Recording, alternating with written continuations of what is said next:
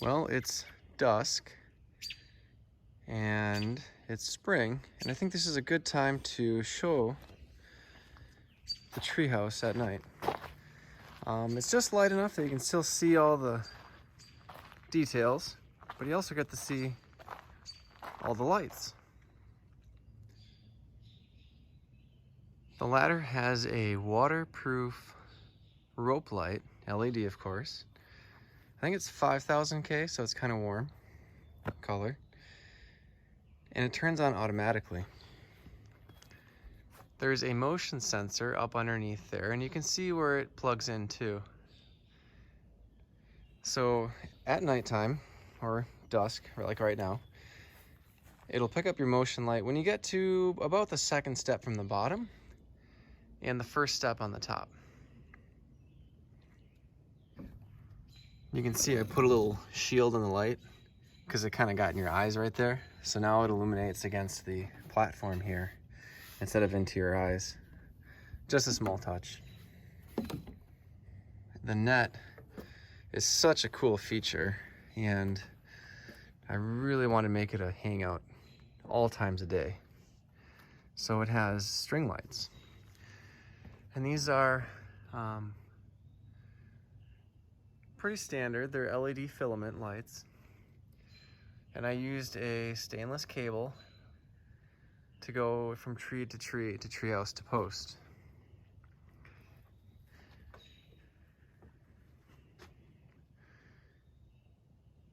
And the cable and the hardware come from deck railing kits. So if you've seen deck railings, they have the cables in between. That's what this kit is from.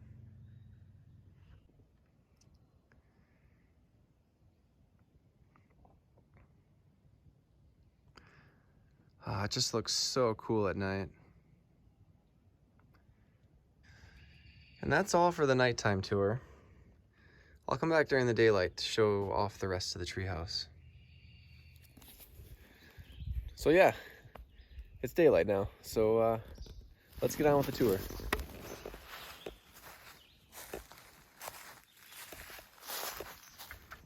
We'll start with the ladder. So the ladder, I did stuff a little differently than what I've seen before. It's a ship's ladder, so it's kind of a combination between a stairs and a ladder. But what I've done is I've put the step in from the front.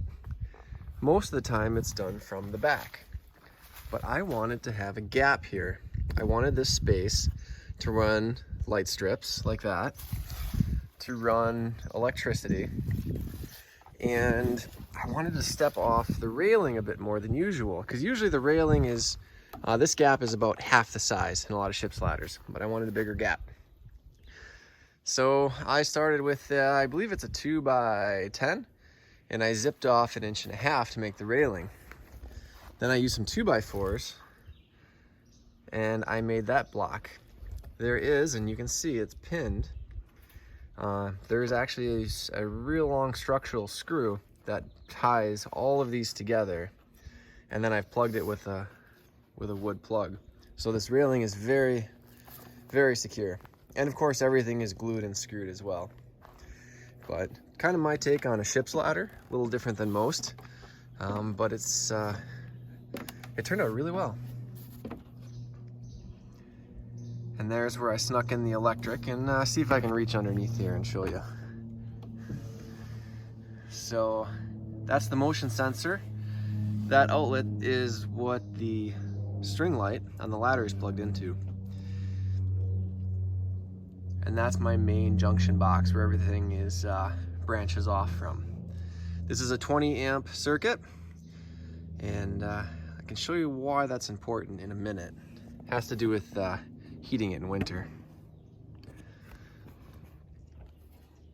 As for the deck, I used deck boards. They were all dried in the garage. So they're brought down to about 12% humidity before they're installed.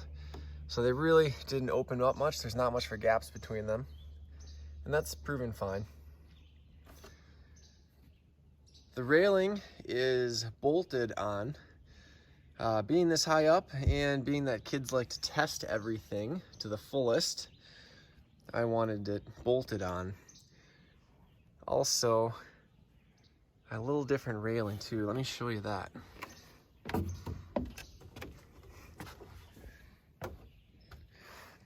So the railing has this coated wire, and it's in a groove and it cannot come out. There are these dowels and they're pinned from one side. They don't go all the way through, so they're only visible on this side, but they do connect on both sides of this groove. So this groove right here, and there you can see there's a dowel pinning it in, and there are quite a few. The reason being, that means this cannot pop out. It's secured in. Other construction techniques, this top rail, you'll notice there's no screw holes in it, or no screws visible, screw heads, because it's attached from the bottom. And I really like that. I think that'll help keep it nice longer. No water can collect in the screw heads. So the screws are gonna stay in better shape longer.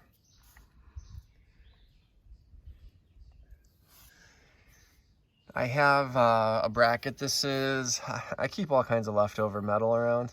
That's actually a leftover leaf spring, and that is leg bolted to this main pole, and that just gives it a little more security. So that's a look at the railing. On the outside, this door was built from scratch. So it's all solid pine. It's frame and panel construction.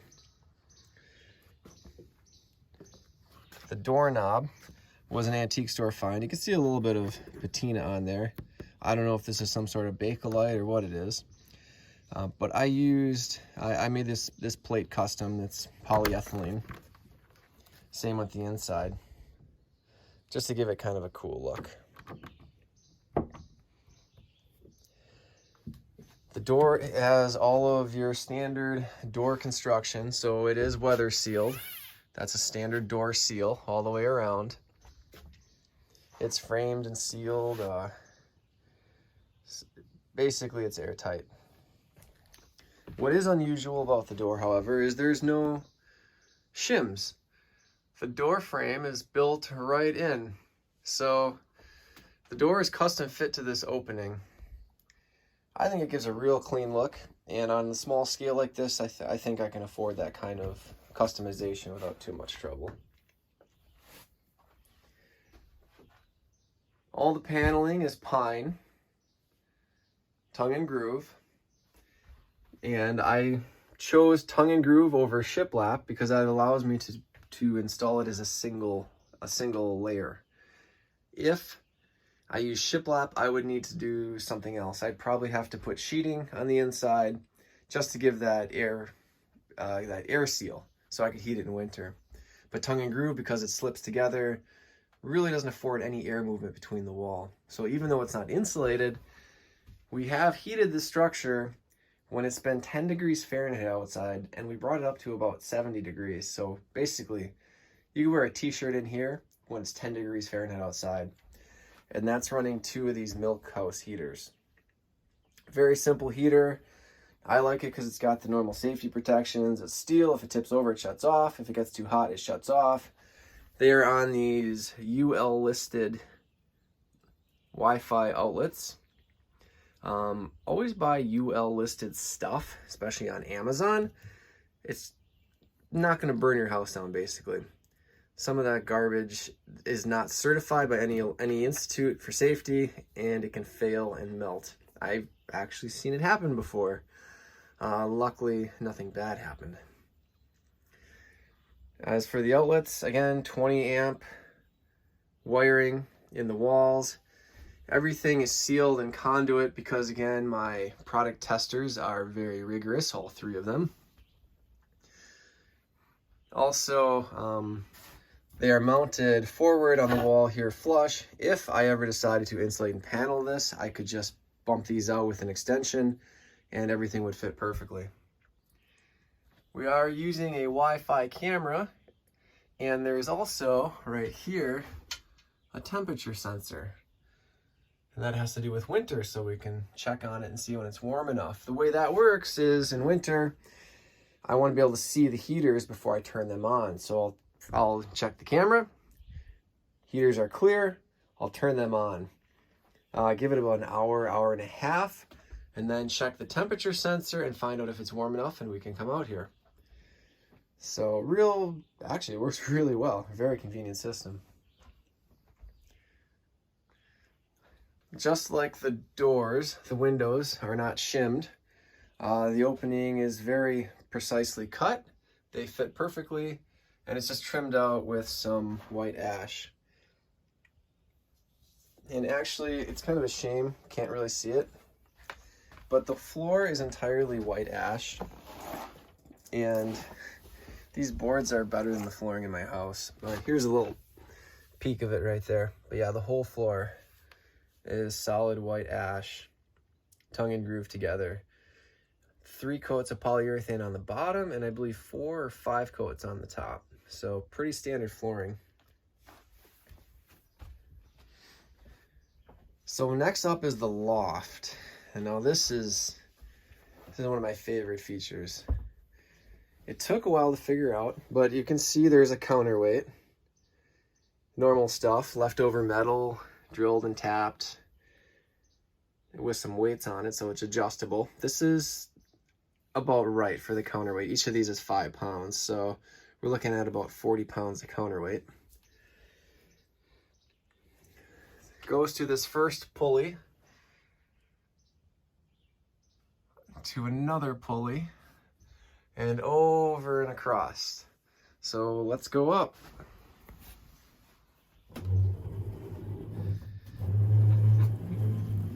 What's really cool is when it's down, it's down. When it's up, it's up. And that all has to do with the angle of the rope. So once it breaks over a certain point, the ladder is heavier than the weight because of the angle. When the ladder is up, it hits a certain point, the weight is heavier than the ladder, so it goes all the way up. And there is a stop right over there in the corner.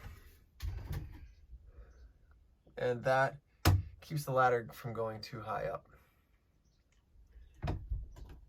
So as we go up, each bunk has an outlet, and there is a smoke detector and carbon monoxide detector up here as well.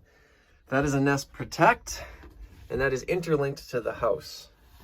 So just like all the smoke detectors on the property, if one goes off, they all go off. This is just a little custom welding job. A look at the pivot for the ladder.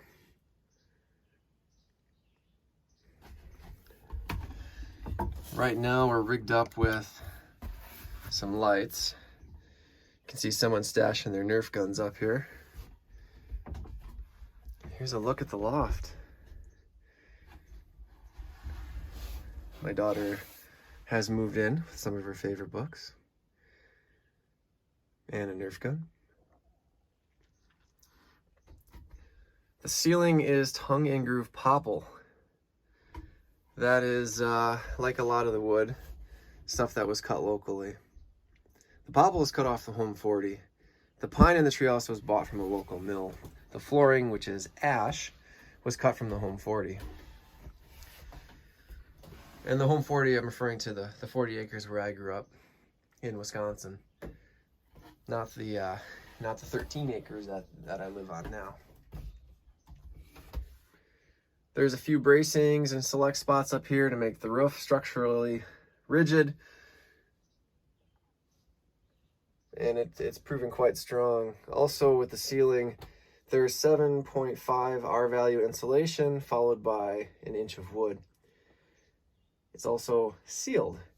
All the edges along here, and I don't know if I can show it too well,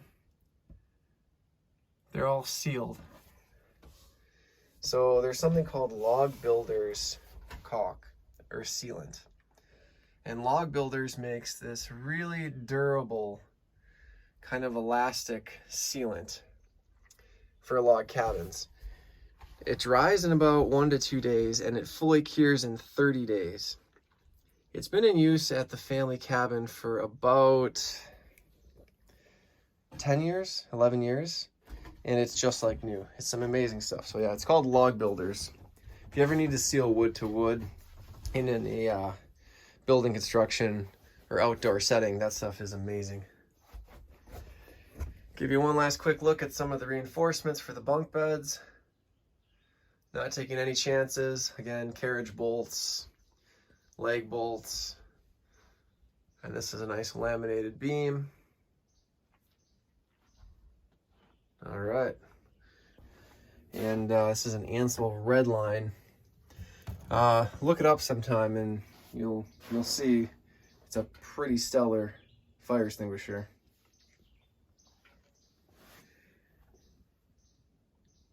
Nintendo Switch for the kiddos, and there's also a TV with a sound bar back here, and it's just hung on the wall here. Everything's kept nice and tidy. Nerf dart.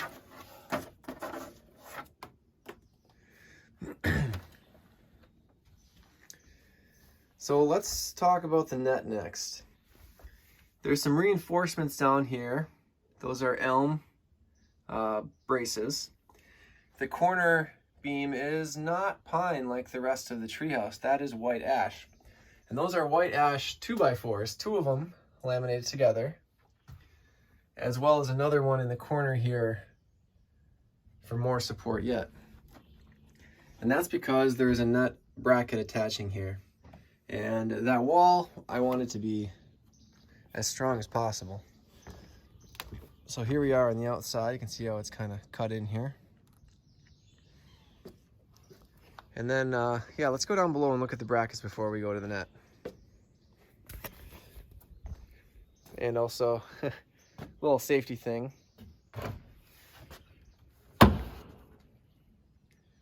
That was really helpful for hauling stuff up and down, big stuff.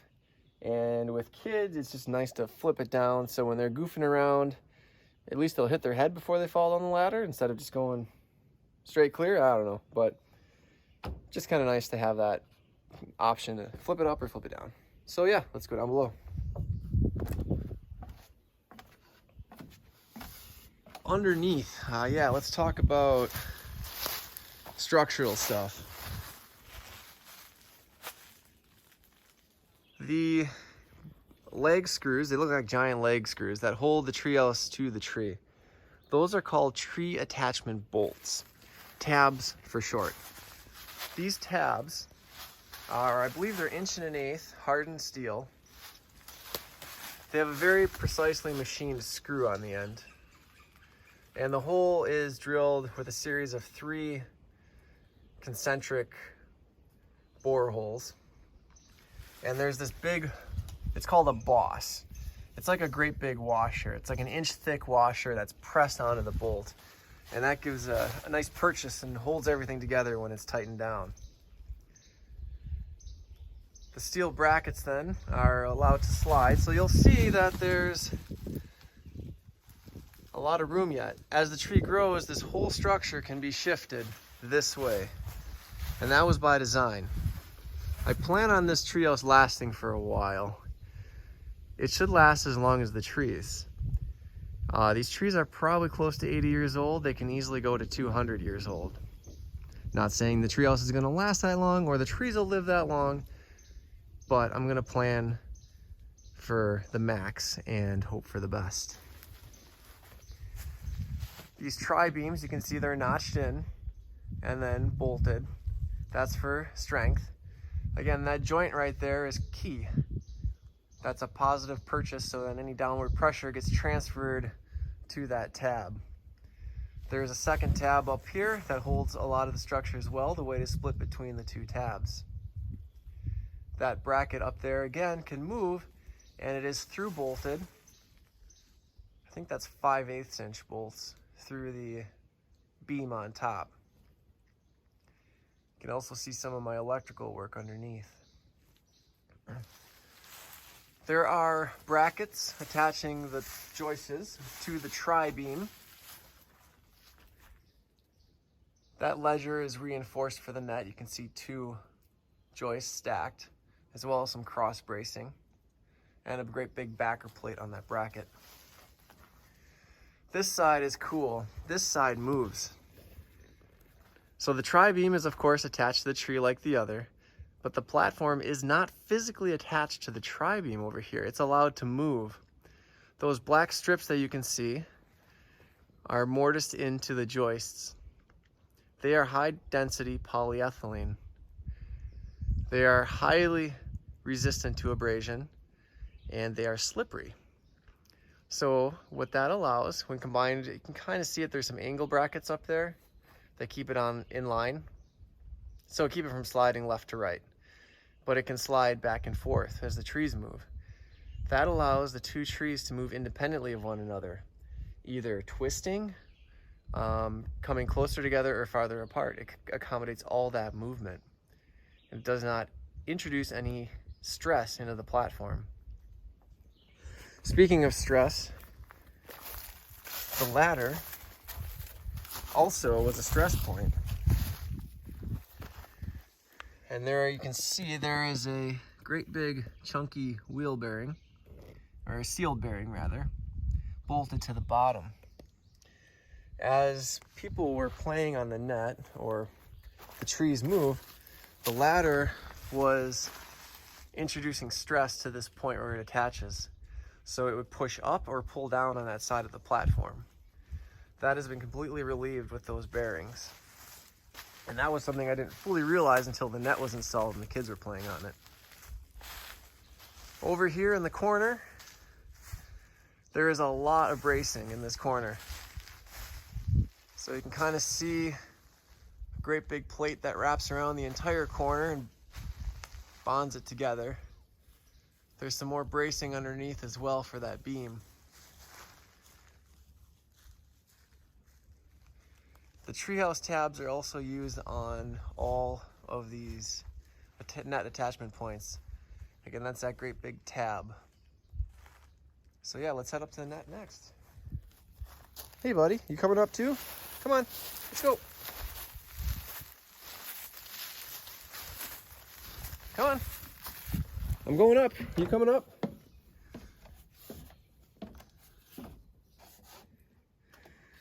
Attaboy.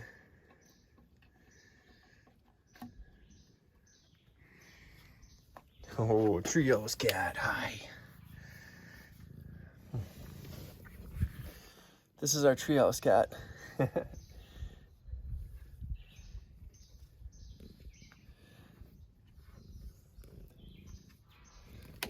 He's not much of a net cat. I don't think he likes the sticking his feet through the holes. So back over here to the brackets. These are a 1/2-inch bar stock. So a 1/2-inch by 3-inch bar stock that was cut and welded. My uncle bored all the holes in this because it's a little too much for my drill press. He has a Bridgeport. Heavy, heavy hardware, galvanized or stainless steel. Cable is 1/2-inch stainless steel. I looked it up at one point. I think the brake strength is around 22,000 pounds. Something crazy. And you can tell you can see there's a lot of structure here. So there's 2 cables on each side, and then there's the net. The net is attached to the bracing, or to the bracket here, and then it's also secured to the wall. These are some stainless brackets that are left over from another project, and it ties down here along the base. Hey buddy, that's a galvanized fence post, and that's bolted to the platform, pulling the net tight. Cool feature of the net is you'll see that there is a gap. Here's the cable, and then here's where this is attached. Reason being, if you're leaning against this treating it like a couch, or if you fall against it, it's a lot more pleasant to bounce off the net instead of hitting that cable. So that gives just a little bit of spring. And that goes all the way around the net that way. So let's go over here here is that bracket. You can kind of see how it all ties together, either with great big shackles or turnbuckles, and it's attached. Down below, same thing, except note how the cargo net, one loop is captured by a shackle. That was to help string the net. The net can support itself without the cable. It is strong enough, but the cable offers structure, and well, cable is stronger than rope. So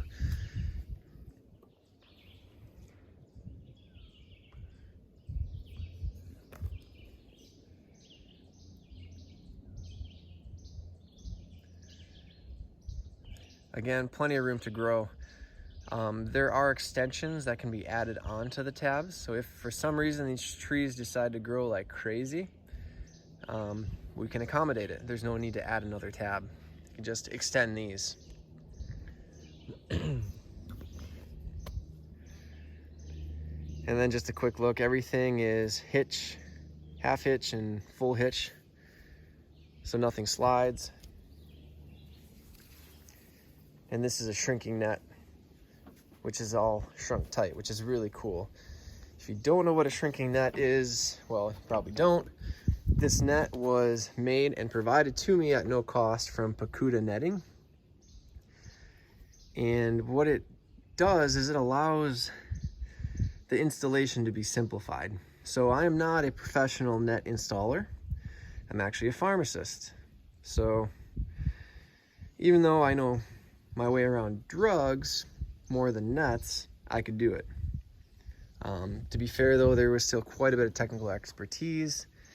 I get pretty carried away in my hobbies and do lots and lots of research. I also have a fully stocked wood shop, as all the wood here, including the paneling, was manufactured in my shop and the door. So I do have some expertise when it comes to building things, but it's not in any formal sense. It's all hobby craft.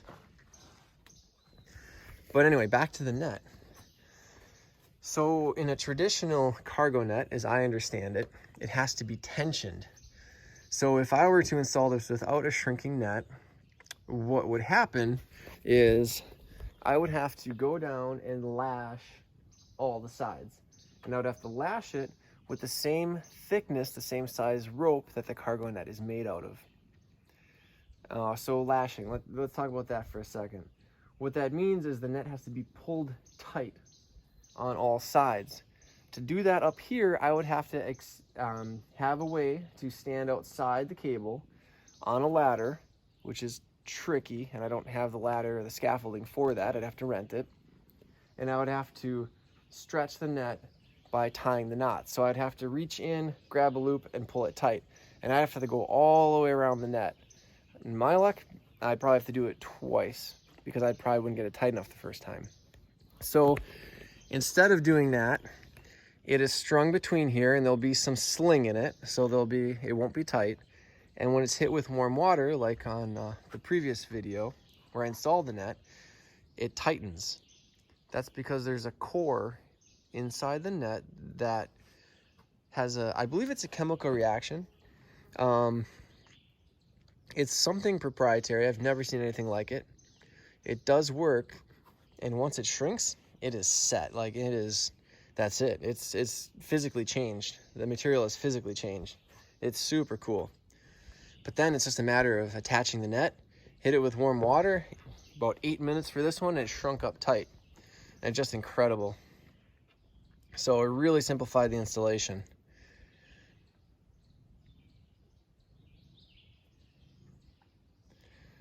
And but yeah, that is that's the net. Pakuta Netting, P-U-C-U-D-A netting. Very cool stuff. And then one last little thing here. We got the string lights, you can see. Actually, I think I can turn those on right now. Inside we have a light switch. So we have interior lighting. That one is for the deck light, and that's the string light. So there's that cool deck light here. That's just made out of black gas pipe, which I painted, and some other found materials. It's pretty cool. And then the string lighting here, which has an outlet up top. So there you go. That is the tour of the Wilshire Treehouse. So thanks for checking it out, guys. Yeah, take care.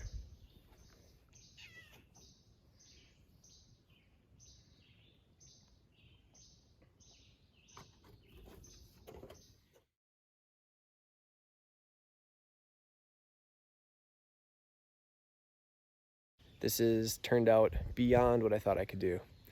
And it all started with the net. Had to build a treehouse that was up to the same quality. Now, I don't know if I achieved that one-to-one, but I do think that I did pretty dang good. So only time will tell, I guess. But anyway, yeah. Thanks, guys.